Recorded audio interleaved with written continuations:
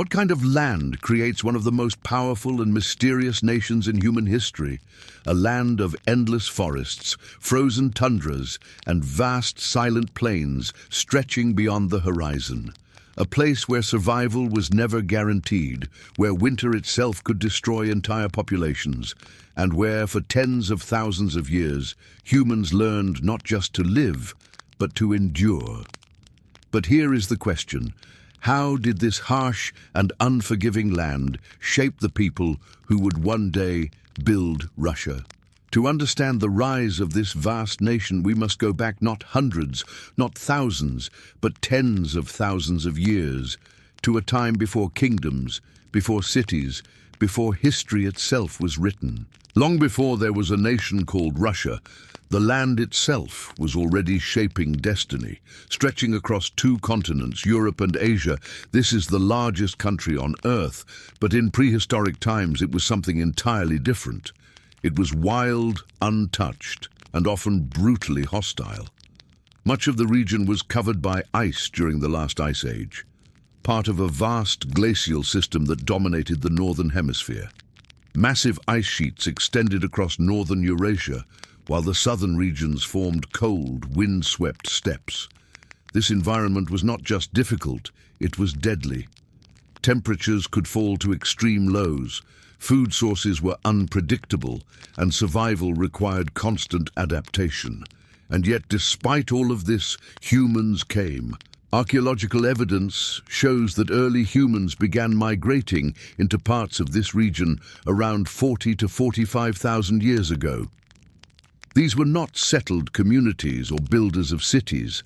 They were hunter-gatherers, small groups that moved across the land, following animals and seasonal patterns. One of the most important early sites is Kostenki, located near the Don River, where scientists have uncovered some of the oldest known evidence of modern human settlement in Europe. These early people built shelters using wood, animal hides, and even the bones of mammoths. The land was once home to massive Ice Age animals such as woolly mammoths, giant deer, and steppe bison. Hunting these creatures required not only physical strength, but also cooperation, planning, and intelligence. Survival in this environment shaped human behavior in powerful ways, forcing early communities to become resilient, resourceful, and deeply connected to one another. Life during the Ice Age was harsh and uncertain. There were no permanent homes, no cities, and no guarantee of food from one day to the next. Families moved constantly, tracking herds across long distances. They used stone tools and crafted weapons from bone and wood. Fire became one of their most important discoveries, providing warmth, protection from predators, and the ability to cook food. Clothing made from animal skins helped them survive freezing temperatures. Knowledge passed from one generation to the next became essential, because one mistake, one failed hunt, or one brutal winter could mean death. And yet, despite these challenges, humans continued to survive and adapt, generation after generation. Around 12,000 years ago, the world began to change.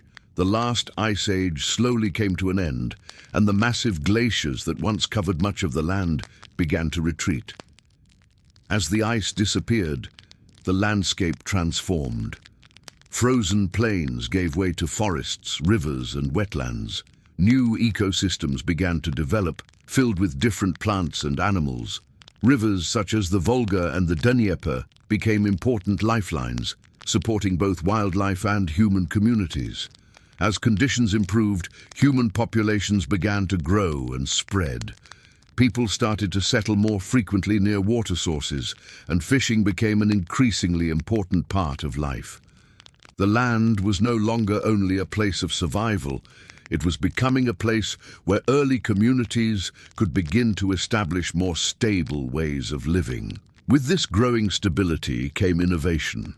Early humans in this region developed more advanced tools, refining their techniques in working with stone and bone.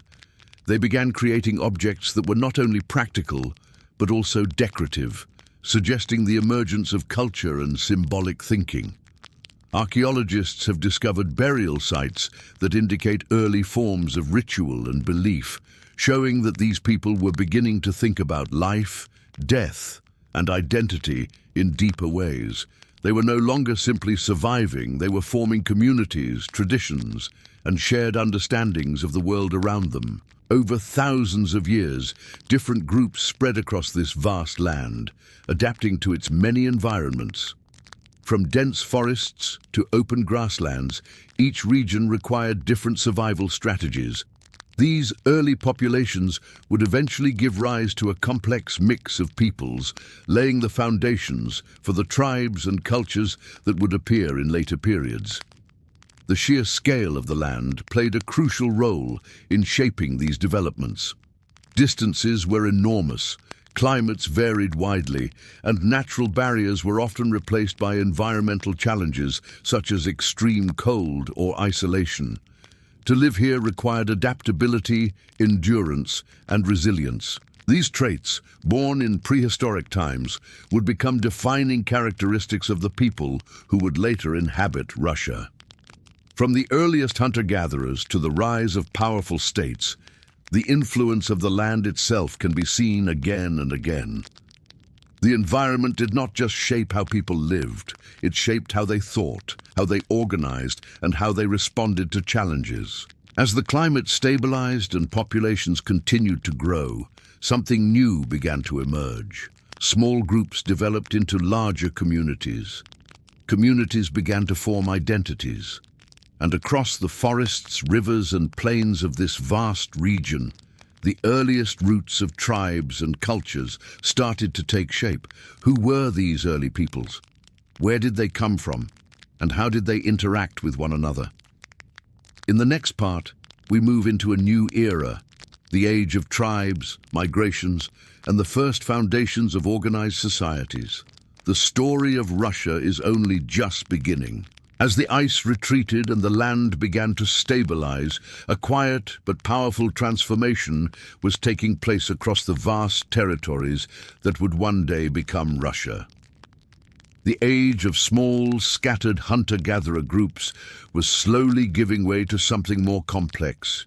Human communities were growing larger, more organized, and more connected. The land was no longer just a place to survive, it was becoming a place to belong. But this raises an important question. Who were the first true peoples of this land, and how did they begin to shape its future? By around 8000 to 4000 BCE, the region experienced significant environmental and social changes. Forests expanded across much of European Russia, while open steppe lands remained dominant further south and east. These different environments gave rise to different ways of life. In the dense northern forests, communities relied heavily on hunting, fishing, and gathering. Along the great river systems, early settlements began to form as rivers became vital routes for movement, trade, and communication. In the southern steppes, however, a different transformation was taking place, one that would have a lasting impact on the entire Eurasian world. It was in these southern grasslands that early pastoral societies began to emerge. These groups domesticated animals such as horses, cattle, and sheep, allowing them to move across vast distances with greater efficiency. The domestication of the horse was especially important. It did not just change transportation, it changed power. Mobility meant control, and control meant influence. Over time, these steppe cultures became some of the most dynamic and influential groups in prehistoric Eurasia. One of the most significant cultural developments during this period is associated with what archaeologists call the Yamnaya culture. Emerging around 3300 BCE in the Pontic-Caspian steppe region, these people are believed by many scholars to be among the early speakers of Proto-Indo-European languages, the ancestors of many modern languages across Europe and parts of Asia. The Yamnaya were skilled herders and warriors, known for their burial practices in large mounds called kurgans. These burial sites have been found across wide areas, suggesting not only movement but expansion. Their mobility allowed them to spread their influence far beyond their original homeland. Some groups moved westward into Europe, while others pushed eastward deeper into Asia. In this way, the steppe region, part of what is now southern Russia, became a crossroads of migration and cultural exchange. Ideas, technologies, and even languages began to spread across vast distances, connecting distant regions in ways that had never happened before. While the southern steppes were becoming a center of movement and expansion, the forest regions to the north developed along a different path. Here, Finno-Ugric peoples began to emerge, ancestors of modern groups such as the Finns and some indigenous populations of northern Russia. These communities adapted to forest life, relying on fishing, hunting, and small-scale agriculture. Their cultures were deeply connected to nature, shaped by rivers, forests, and seasonal cycles. Further west and south, early Slavic groups began to form, though their full emergence would come later. These early populations lived in small, scattered settlements, practicing a mix of agriculture and animal husbandry. They were not yet organized into states or large political systems, but they were laying the foundations for what would eventually become one of the most important cultural groups in Eastern Europe. Across all these regions, one thing becomes clear. This land was never empty. It was a meeting place of peoples, a vast stage where different cultures developed, interacted, and sometimes clashed. The rivers that flowed through the land, such as the Volga, the Dnieper, and the Don, became more than just natural features. They were lifelines, connecting communities and enabling trade. Goods, ideas, and technologies began to move along these waterways, slowly weaving together a network of interaction across the region. By the time we reach the early first millennium BCE, new cultural and technological changes were beginning to reshape the region once again. The use of metals, first copper and bronze, and later iron, brought significant advantages. Tools became stronger, weapons more effective, and agriculture more productive. These advancements allowed populations to grow and settlements to become more stable. At the same time, new groups began to appear on the historical stage.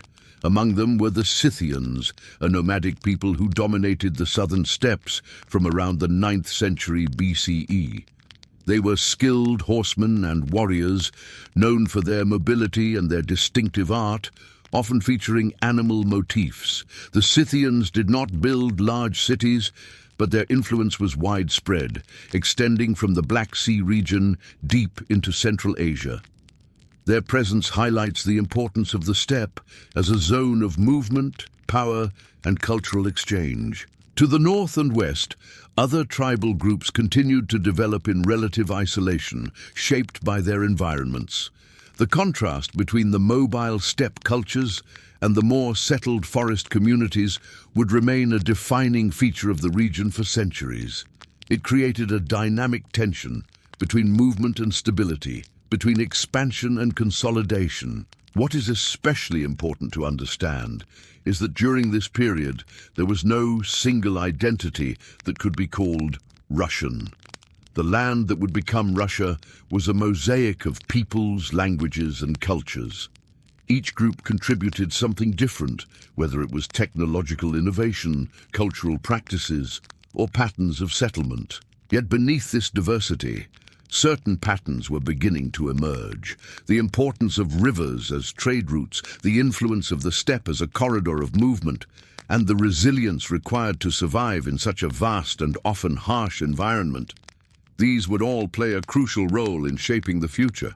As centuries passed, interactions between these groups became more frequent. Trade networks expanded, conflicts arose, alliances formed. Gradually, the foundations were being laid for more organized societies, for leadership structures, and eventually for the emergence of early states. But before kingdoms could rise, another powerful force would begin to shape the region in a profound way. A force not of weapons or migration, but of belief. A new era was approaching, one defined not just by land and power, but by faith, culture, and identity. In the next part, we will explore how religion, culture, and early influences from neighboring civilizations began to transform these scattered tribes into something more unified. The story of Russia continues as belief and identity begin to shape the path toward civilization. As tribes spread across the forests, rivers, and vast steppes of the lands that would one day become Russia, a new force began shaping human life far beyond survival, trade, or warfare. That force was belief. Not simple superstition, but structured systems of meaning, ways for people to understand the world, define identity, and organize society. The question is, how did scattered tribes living across such vast and isolated regions begin forming shared beliefs that would eventually lay the foundation for civilization? Before organized religions, early peoples in this region followed animistic and pagan traditions deeply tied to nature. Forests, rivers, animals, and the sky were seen as living forces inhabited by spirits that influenced human life. Among early Slavic communities, sacred groves became places of worship where rituals honored deities linked to thunder, fertility, the sun, and the earth. These belief systems were not unified or centralized, but they gave meaning, structure, and identity to local communities. At the same time, this region was never completely isolated from the wider world. To the south, advanced civilizations were expanding through trade and cultural contact. Greek colonies along the northern coast of the Black Sea began influencing nearby tribes as early as the first millennium BCE. Through these interactions, new goods, technologies, and ideas entered the region, gradually connecting inland societies to the broader ancient world. As centuries passed, migration and contact increased. By the early centuries of the Common Era, early Slavic identity began to take shape. The Slavs, who would later become one of the most influential cultural groups in Eastern Europe, spread across large territories. They lived in small agricultural communities, clearing forests for farming and building settlements near rivers. Their societies were relatively decentralized, led by local leaders rather than centralized rulers, and their culture emphasized cooperation and shared responsibility. However, the Slavs were not alone. Eastern Europe and Western Eurasia remained a crossroads of many peoples. Germanic tribes, Baltic groups, and Finno-Ugric communities all interacted across shifting borders. To the south and east, nomadic steppe peoples, such as the Sarmatians and later the Huns, moved across the grasslands. They traded, raided, and reshaped the balance of power, bringing both instability and cultural exchange. During this time, long-distance trade networks became increasingly important. Rivers such as the Dnieper and the Volga acted as natural highways, connecting northern forests to the Black Sea and beyond. Along these routes, goods such as furs, honey, wax, and slaves moved southward, while silver, textiles, and luxury goods flowed north. But trade was never just about materials. It was also a channel for ideas, beliefs, and cultural influence. It is within this growing network of interaction that a major external influence began to take shape: the Byzantine world. To the south, the Eastern Roman Empire, known as the Byzantine Empire, stood as a center of religion, culture, and political power. Its capital, Constantinople, was one of the greatest cities of the medieval world, a hub of trade, wealth, and knowledge. Through diplomacy and commerce, the peoples of the northern lands gradually encountered Byzantine influence, including Christianity. At first, these influences were limited. Traditional belief systems remained dominant, and tribal structures continued to shape everyday life. But over time, the appeal of a more unified religious system began to grow. Christianity offered not only spiritual meaning, but also a structured framework for law, governance, and cultural unity, linking local societies to a wider world. Meanwhile, another group began playing an important role in shaping the region's future: the Varangians. These Norse traders and warriors, often associated with the Vikings, traveled along the river routes of Eastern Europe. Skilled in navigation and trade, they connected the Baltic region with the Black Sea and the Byzantine Empire. They did not simply pass through, they settled, formed alliances, and became deeply involved in regional politics. Through the combined forces of trade, migration, and cultural exchange, early political structures began to emerge. Tribal societies slowly evolved into more organized systems with clearer leadership and developing hierarchies. The need to control trade routes, defend territory, and manage growing populations encouraged the rise of early governance systems. What makes this period so significant is that it represents a transition from isolated tribal life to interconnected cultural development. People were no longer surviving only within local environments. They were becoming part of a wider network that stretched across continents. Beliefs were changing, identities were forming, and the foundations of unity were beginning to appear. Still, this transformation was gradual and uneven. Many communities held firmly to their traditional ways, and change often came through slow contact or necessity rather than sudden replacement. But the direction of history was clear. The region was moving toward greater complexity, stronger organization, and the eventual rise of early states. As this process continued, something resembling a political structure began to form. The interactions between Slavic populations, Varangian leaders, and Byzantine influence would eventually lead to the creation of one of the earliest and most important states in Eastern Europe. In the next part, we enter the medieval era, where tribes, trade, and belief systems begin to crystallize into real centers of power. This is where early statehood begins, and where the foundations of what would later become Russia start to take a clearer and more defined shape. The scattered tribes, trade networks, and emerging beliefs of earlier centuries were now converging into something far more powerful. Across the river systems and forested lands of what would become Russia, a new kind of society was forming, one that would lay the foundation for statehood, identity, and power. But how does a collection of tribes become a civilization? And who would lead this transformation?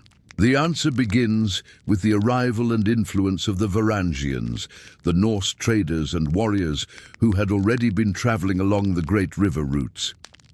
These routes, especially the Dnieper and the Volga, connected the Baltic Sea to the Black Sea and the Byzantine world, forming one of the most important trade corridors of the early medieval period. According to early chronicles, Varangian leaders were invited by local Slavic and Finnic tribes to bring order and stability to a region often divided by internal conflict. Whether fully accurate or partly legend, this story reflects a deeper truth. Leadership structures were beginning to emerge, and with them, the seeds of organized power. One of the most significant figures associated with this early period is Rurik, who is traditionally said to have established control over the city of Novgorod in the 9th century. From this starting point, a network of influence began to expand. Rurik's successors moved southward, eventually gaining control of a much more strategically important center, Kyiv.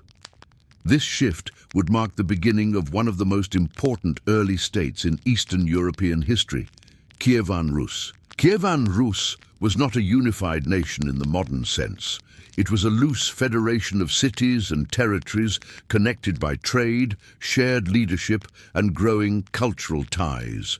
Kiev, located along the Dnieper River, became its political and economic center. From here, rulers controlled trade routes, collected tribute, and maintained relationships with neighboring powers. The state grew not only through conquest, but through diplomacy and economic strength. Trade was at the heart of Kievan Rus. The rivers acted as highways, linking the Baltic to the Byzantine Empire. Goods such as furs, wax, honey, and slaves moved southward, while luxury items, coins, and cultural influences flowed northward. This constant exchange brought wealth to the region and exposed its people to new ideas, especially from the Byzantine world. It was through this connection that one of the most important turning points in the history of the region occurred. In the year 988, the ruler of Kievan Rus, Vladimir the Great, made a decision that would shape the cultural and spiritual identity of the region for centuries to come. He adopted Christianity from the Byzantine Empire and ordered the mass baptism of his people. This was not just a religious change, it was a civilizational shift. Christianity brought with it a written tradition, art, architecture, and a new system of values. Churches were built, literacy began to spread, and connections with the wider Christian world strengthened. The influence of Byzantium became deeply embedded in the culture, from religious practices to political concepts. This moment marked the beginning of a shared cultural identity that would influence the future of Russia and its neighboring regions. Following Vladimir, his successor Yaroslav the Wise continued to strengthen the state. Under his rule in the 11th century, Kievan Rus reached a period of relative stability and cultural development. Laws were codified, education expanded, and Kiev became one of the most important cities in Eastern Europe. It was a time of growth, diplomacy, and increasing influence. However, beneath this success, there were weaknesses. Kievan Rus was not a centralized state. Power was often divided among different princes, leading to internal rivalries and conflicts. Over time, this fragmentation weakened the unity of the federation. As different regions pursued their own interests, the strength of the central authority declined.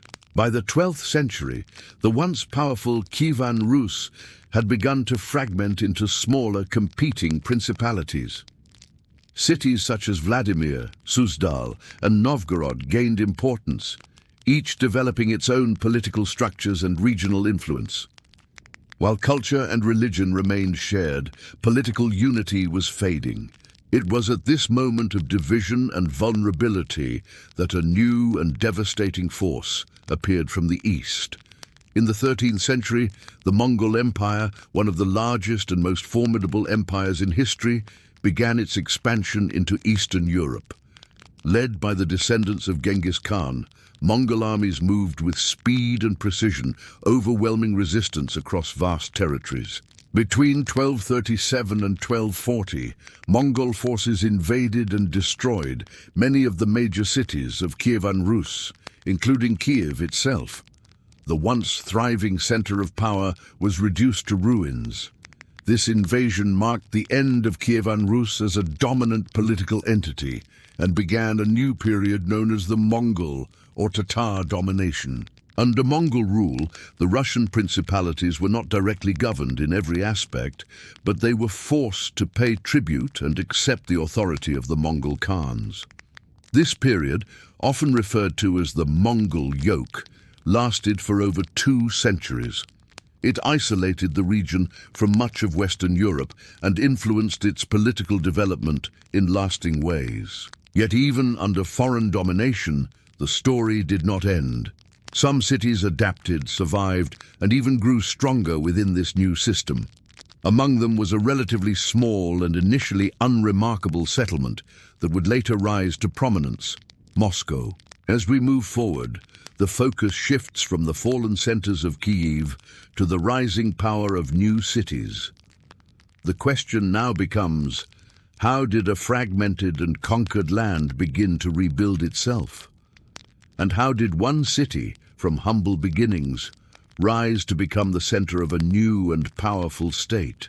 In the next part, we enter an era of expansion, consolidation, and transformation, where the foundations of a future empire begin to take shape, and where the path toward what would become Russia takes a decisive turn. Out of destruction, something new began to rise. After the scoot of the great centers of Kievan Rus and the long period of Mongol domination, the lands that would become Russia did not disappear. They adapted. Power did not vanish. It shifted, and from this shifting landscape, a new center began to emerge, one that would eventually reshape the entire region. But how does a fragmented land under foreign control transform into an expanding power? The answer begins with a single city, Moscow. In the 13th and 14th centuries, while many older cities struggled to recover from the Mongol invasions, Moscow quietly grew in influence. At first, it was not the largest or the richest city, but it had advantages. Its location was strategic, surrounded by forests that provided natural protection and positioned along important trade routes. More importantly, its rulers proved to be politically skilled. Rather than directly opposing Mongol authority, they cooperated, gaining the trust of the Mongol Khans and securing the right to collect tribute from other Russian lands. This role allowed Moscow to accumulate wealth and power. One of the key figures in this rise was Ivan the Shut of Moscow, who strengthened the city's position by maintaining a careful balance between loyalty to the Mongols and consolidation of local authority. Over time, Moscow became not only a political center, but also a religious one, especially when the head of the Orthodox Church moved there. This further increased its influence, as religion played a central role in unifying the people. By the late 14th century, resistance to Mongol control began to grow. A symbolic turning point came in 1380, when Dmitry Donskoy led Russian forces to victory against Mongol armies at the Battle of Kulikovo. Although Mongol power did not end immediately, this victory showed that their dominance could be challenged. It became a powerful symbol of emerging independence and unity. Over the next century, Moscow continued to expand its influence, gradually bringing neighboring territories under its control. This process was not always peaceful. It involved alliances, marriages, diplomacy, and sometimes force. But step by step, a more centralized power was forming. By the time of Ivan III, often known as Ivan the Great, this transformation reached a decisive stage. In 1480, Ivan III effectively ended Mongol dominance by refusing to pay tribute and standing against Mongol forces in what became known as the Great Stand on the Ugra River. Without a major battle, Mongol forces withdrew, marking the end of their control over the region. This moment is often seen as the true beginning of an independent Russian state. Ivan III did not stop there. He expanded territory, strengthened central authority, and adopted the title of Sovereign of all Rus. He also married into the Byzantine imperial family, reinforcing the idea that Moscow was the successor to the legacy of the Byzantine Empire. This gave rise to the concept of Moscow as the Third Rome, a center of Orthodox Christianity and imperial power. The process of expansion continued under his successor, Ivan IV. In 1547, Ivan IV became the first ruler to officially take the title of Tsar, symbolizing a new level of authority and ambition. Under his rule, the state expanded significantly, particularly eastward, into the vast territories of Siberia. This eastward expansion was one of the most defining features of Russian history. Unlike overseas colonial empires, such as those of Spain or Portugal, the expansion of Russia was largely continuous, moving across land rather than across oceans. Explorers, traders, and Cossacks pushed into Siberia, establishing forts, settlements, and trade routes. The region was rich in natural resources, especially fur, which became a major driver of economic activity. Within a relatively short period, Russian influence extended all the way to the Pacific Ocean. This expansion created one of the largest continuous land empires in history, but it also brought new challenges. Governing such vast and diverse territories required strong central control, efficient administration, and the ability to manage different cultures and peoples. At the same time, internal developments were shaping the structure of society. The power of the central ruler increased, but so did the control over the population. Systems such as serfdom became more entrenched, tying peasants to the land and limiting their freedom. While the state grew stronger, many of its people faced increasing hardship. The period following Ivan IV's rule was marked by instability, known as the Time of Troubles in the early 17th century. Political chaos, famine, and foreign intervention threatened the survival of the state. However, this crisis eventually led to the rise of a new ruling dynasty, the Romanovs, beginning with Michael I of Russia in 1613. The Romanov dynasty would rule for more than 3 centuries, guiding the continued expansion and consolidation of the state. By the end of this period, the transformation was clear. What had once been a collection of scattered principalities had become a centralized and expanding power. The foundations of empire had been laid. Territory stretched across continents, political authority was more unified, and a distinct identity was beginning to form. But expansion and power would come at a cost. The growing empire would face internal tensions, external threats, and the challenge of modernization in a rapidly changing world. The question now was not just how to expand, but how to sustain and transform such a vast and complex state. In the next part, we enter a period of crisis, conflict, and dramatic change. Revolutions, wars, and social upheaval will challenge the very structure of the state and redefine its future.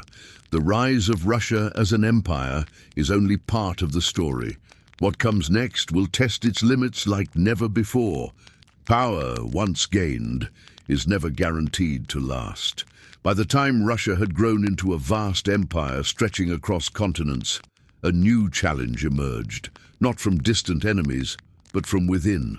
The question was no longer how to expand, but how to survive the pressure of change. What happens when an empire becomes too large, too rigid, and too divided to adapt? By the 18th and 19th centuries, the Russian Empire stood as one of the most powerful states in the world. Under rulers like Peter the Great and Catherine the Great, the empire expanded its territory, modernized parts of its military, and increased its influence across Europe and Asia. Cities like St. Petersburg became symbols of ambition and connection to the West. Yet beneath this image of strength, deep structural problems remained unresolved. Russian society was sharply divided. A small elite controlled wealth and power, while the majority of the population, peasants, lived under harsh conditions. Serfdom, which tied peasants to the land, continued well into the 19th century, limiting freedom and economic development. Even after serfdom was abolished in 1861 under Alexander II of Russia, many problems persisted. Former serfs gained legal freedom, but often remained poor, burdened by debt, and without real opportunity. At the same time, the world around Russia was changing rapidly. Industrialization was transforming economies, technologies were advancing, and political ideas such as democracy and socialism were spreading. Compared to other European powers, Russia struggled to keep pace. Its economy remained largely agricultural, and its political system remained highly centralized and resistant to reform. Discontent began to grow. Intellectuals, workers, and even members of the elite started questioning the existing system. Some called for gradual reform, while others demanded radical change. Revolutionary ideas spread, especially in growing urban centers where factory workers faced difficult conditions. Strikes, protests, and political movements became more common, signaling that the stability of the empire was under threat. The situation worsened in the early 20th century. In 1905, after a humiliating defeat in the Russo-Japanese War, widespread unrest erupted across the empire. Peaceful protesters marching in St. Petersburg were fired upon by soldiers in what became known as Bloody Sunday. This event shocked the nation and triggered a wave of strikes and uprisings. Although the Tsar, Nicholas II of Russia, introduced limited reforms and created a legislative assembly known as the Duma, these changes were not enough to address the deeper issues. Then came the event that would push the empire to the breaking point, World War I. Russia entered the war as part of the Allied powers, but the conflict quickly exposed the weaknesses of the state. The military suffered heavy losses, the economy struggled to support the war effort, and shortages of food and supplies became widespread. Morale declined, both on the front lines and at home. By 1917, the situation had become unsustainable. In February of that year, protests and strikes in the capital escalated into a mass uprising. Soldiers, many of whom had lost faith in the leadership, began to join the protesters instead of suppressing them. Faced with growing pressure, Nicholas II abdicated the throne, bringing an end to centuries of imperial rule. However, the fall of the monarchy did not bring stability. A provisional government was established, but it faced immediate challenges. It chose to continue the war, which further weakened its support. At the same time, revolutionary groups were gaining strength, particularly the Bolsheviks, led by Vladimir Lenin. They promised peace, land, and power to the people. In October 1917, the Bolsheviks seized control of the government in a decisive and organized coup. This event, known as the Russian Revolution, marked the beginning of a new era. The old imperial system was dismantled, and a new socialist state began to take shape. But revolution brought its own conflict. A brutal civil war followed, lasting from 1917 to 1922. On one side were the Red Forces, led by the Bolsheviks, and on the other were the White Forces, a diverse group opposed to Bolshevik rule. The conflict was marked by violence, hardship, and widespread suffering. Millions of people were affected, and the country was left deeply scarred. In the end, the Bolsheviks emerged victorious. In 1922, they established a new political entity, the Soviet Union. This marked the end of the old Russian Empire and the beginning of a radically different system based on communist ideology. Under this new system, the state took control of industry, land, and resources. Society was reorganized, and efforts were made to transform the economy through rapid industrialization. However, these changes came with significant costs, including political repression, strict control over society, and limited personal freedoms. The transformation from empire to revolutionary state was one of the most dramatic in history. In just a few years, a centuries-old system had collapsed, replaced by a new ideology that would shape global politics for decades to come. Yet even this was not the final stage. The new state would face its own challenges, internal struggles, external threats, and the test of sustaining such a vast and complex system. In the next part, we will explore how this revolutionary state evolved into a global superpower, how it survived one of the most devastating wars in human history, and how it eventually transformed again into the modern nation we recognize today as Russia. The collapse of the old imperial system and the rise of the Soviet state marked one of the most dramatic transformations in modern history. But revolutions do not end with victory. They begin a new struggle, building a functioning nation from the ruins of the old world. For the people living in the territories of what would again become Russia, the question was no longer about monarchy or empire, but about survival, identity, and rebuilding an entire society from the ground up. After the Civil War, the new leadership under Vladimir Lenin introduced sweeping changes. The economy was reorganized under socialist principles, with land and industry placed under state control. However, the early years were marked by hardship, famine, and instability. To stabilize the country, a temporary policy known as the New Economic Policy allowed limited private trade, helping the economy recover from war devastation. After Lenin's death, power eventually consolidated under Joseph Stalin. Under his rule, the Soviet Union underwent rapid and forced industrialization. Factories were built at extraordinary speed, agriculture was collectivized, and the country transformed from a largely agrarian society into an industrial powerhouse within a few decades. Cities expanded, railways stretched across vast distances, and heavy industry became the backbone of the economy. But this transformation came at a tremendous human cost. Millions suffered during forced collectivization, and political repression became widespread. The state maintained strict control over political life, limiting opposition and enforcing ideological conformity. Despite these internal tensions, the country continued to develop its industrial and military capabilities. Then came a defining moment that would shape the 20th century, World War II, known in the Soviet Union as the Great Patriotic War. In 1941, Nazi Germany launched a massive invasion of Soviet territory. The conflict was brutal, widespread, and devastating. Cities were destroyed, millions of soldiers and civilians lost their lives, and entire regions were reduced to ruins. Yet despite enormous losses, the Soviet Union managed to resist and eventually push back the invading forces. Key battles such as Stalingrad became symbols of endurance and sacrifice. By 1945, Soviet forces had advanced all the way to Berlin, contributing significantly to the defeat of Nazi Germany. The victory came at an unimaginable human cost, but it also elevated the Soviet Union into one of the two dominant global superpowers. After the war, a new global order emerged.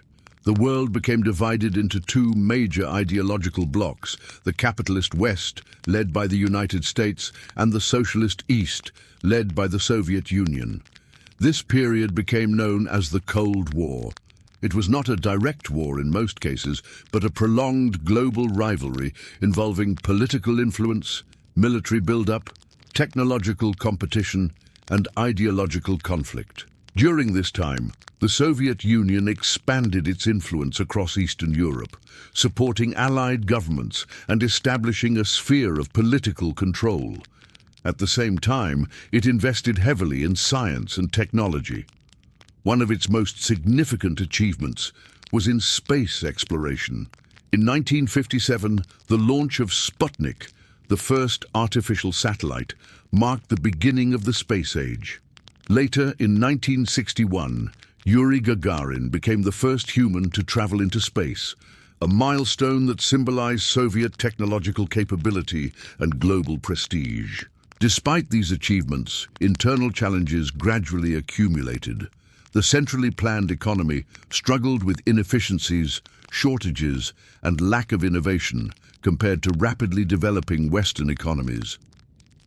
Political restrictions limited reform, and public dissatisfaction slowly increased over time. By the 1980s, the system was under significant strain. Economic stagnation, military pressure from the Cold War, and internal demands for reform created a situation that required major change. In response, Mikhail Gorbachev introduced reforms known as glasnost and perestroika, aimed at increasing transparency and restructuring the economy. However, these reforms had unintended consequences.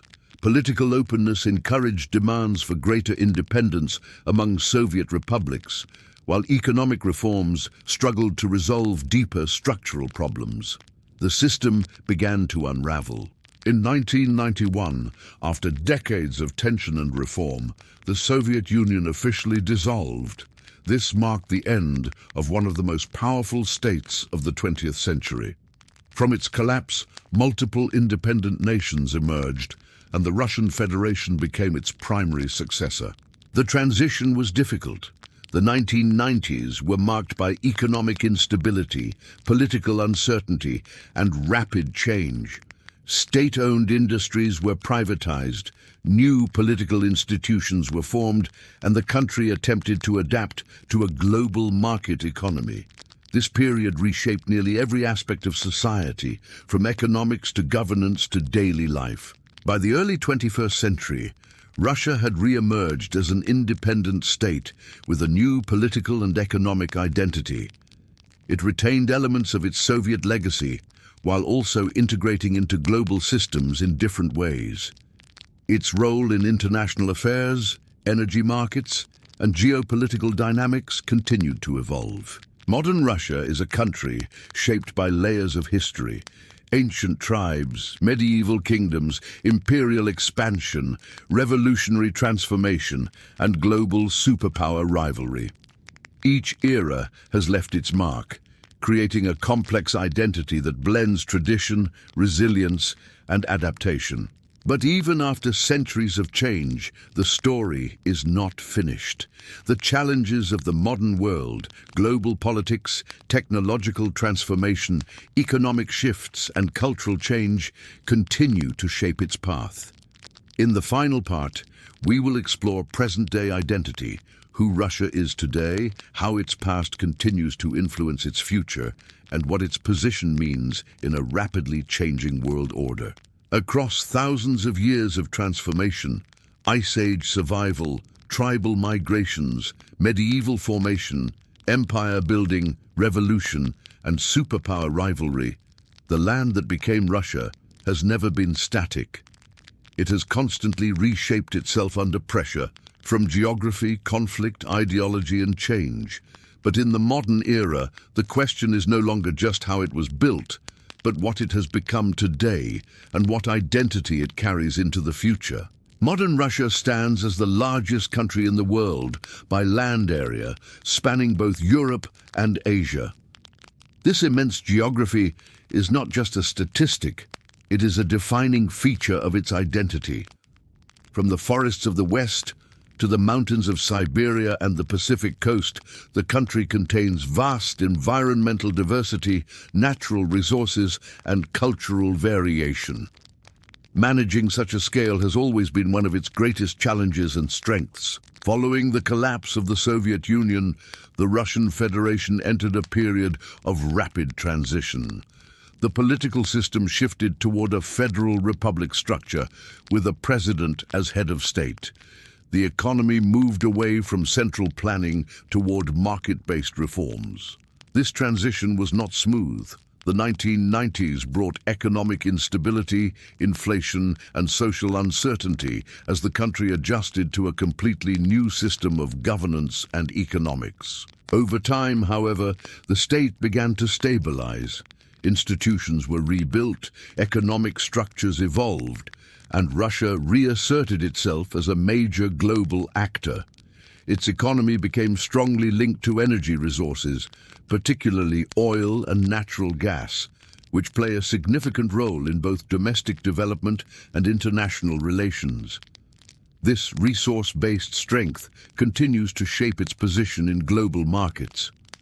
Culturally, modern Russia remains deeply influenced by its long history. The legacy of medieval traditions, Orthodox Christianity, imperial heritage, and Soviet-era identity all coexist in different forms. Cities like Moscow and St. Petersburg reflect this layered history, where historic architecture stands alongside modern infrastructure and where centuries of cultural development are still visible in daily life. At the same time, Russian identity is not uniform. It is shaped by a wide variety of ethnic groups, languages, and regional cultures spread across its vast territory. From the Volga region to the Caucasus to Siberia, different communities contribute to the broader national identity. This diversity adds complexity to governance, but also reflects the historical reality of a land shaped by many peoples over time. In the international arena, Russia continues to play a significant geopolitical role. Its history as both an empire and a superpower influences its diplomatic relationships, strategic priorities, and global positioning.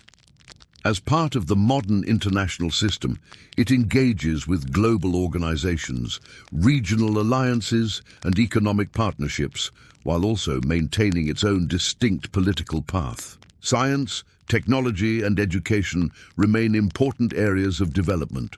Russia has a long tradition of achievement in fields such as space exploration, mathematics, physics, and engineering. The legacy of early achievements, including human spaceflight, continues to influence national pride and scientific ambition. Yet, like all major nations, modern Russia faces ongoing challenges. Economic diversification, demographic trends, technological competition, and global political tensions all shape its current trajectory. The balance between tradition and modernization remains a central theme in its development. How to preserve historical identity while adapting to a rapidly changing world is a question that continues to define its present and future. Looking back, the story of Russia is not a simple linear path. It is a layered history of adaptation and transformation. From early human survival in Ice Age landscapes to the rise of tribes and cultures, the formation of medieval states, imperial expansion across continents, revolutionary upheaval and modern reinvention, each era has added a new layer to its identity. What makes this history unique is not just its scale, but its continuity. Despite invasions, collapses, revolutions, and transformations, the civilization in this region has repeatedly re-emerged in new forms. Geography, resilience, and historical experience have all played a role in shaping this continuity. Today, Russia stands at another turning point in its long history. Like in every previous era, it faces questions about its role in the world, its internal development, and its future direction. These questions do not have simple answers, but they are part of the ongoing story, because history is not only about the past, it is also about what continues to evolve. And the story of Russia, like the story of all nations, is still being written. Before we end this journey through thousands of years of history, thank you for watching and staying until the very end. Exploring the full story of Russia means going through Ice Age survival, ancient tribes, medieval kingdoms, empires, revolutions, and modern transformation, all in one continuous human story of survival and change. If you enjoyed this documentary, let us know which country you want next. We can continue this series across any region of the world: Europe, Asia, Africa, Americas, Middle East. Each country has its own unique story, some shaped by ancient civilizations, some by powerful empires, and others by modern revolutions and rapid transformation. So tell us in the comments, which country should we explore next? And if you want to see the full World History series completed, don't forget to like, subscribe, and stay with us, because this journey across human civilization is just getting started. Thank you for watching, and see you in the next documentary.